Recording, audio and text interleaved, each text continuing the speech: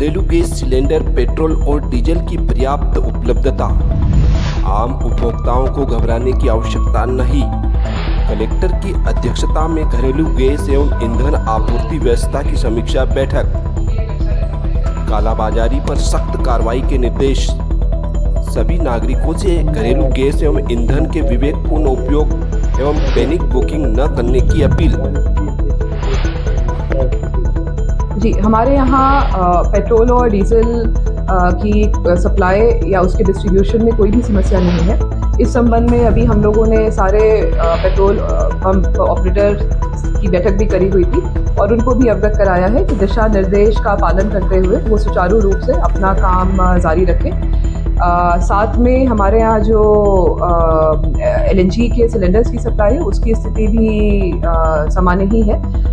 Demand में कोई विशेष increase नहीं है और हमारे यहाँ जो 26 ऑपरेटर्स हैं उनके पास में भी जो स्टॉक उपलब्धता है वो भी पर्याप्त है, जिससे हमारी जो भी बुकिंग्स हो रही हैं उनको 2.5 दिन के पीरियड के अंदर जो सप्लाई करना होता है वो हम लोग आसानी से करने की स्थिति में है। सभी से बात करके उनको अपने वितरण की व्यवस्था को और सुधार करने के लिए बोला गया है और साथ में इंडेंट इत्यादि टाइमली रेज कर स्टॉक प्राप्त करके आम नागरिकों को बिना किसी असुविधा के तत्काल रूप से उनकी मांगों को पूर्ति करने हेतु बोला गया है।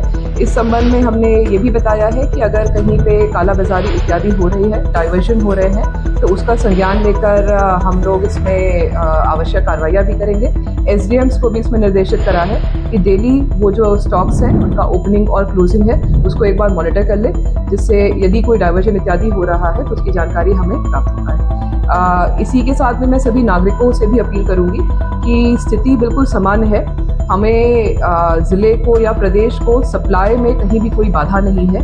आप रूटीन के मान से समय सीमा के अंदर इन सभी जो फ्यूल सोर्सेज हैं उनकी आपूर्ति प्राप्त कर सकते हैं। चेकिंग हुई मैडम तो गैस से संचालित। बिल्कुल, ये भी हम लोग देख रहे हैं कि यदि कोई इलीगल वे में इसका यूज़ कर रहा है तो उसका हम लोग संज्ञान लेकर उसमें कार्रवाई करेंगे। हम व्यवसायिक जो सिलेंडर है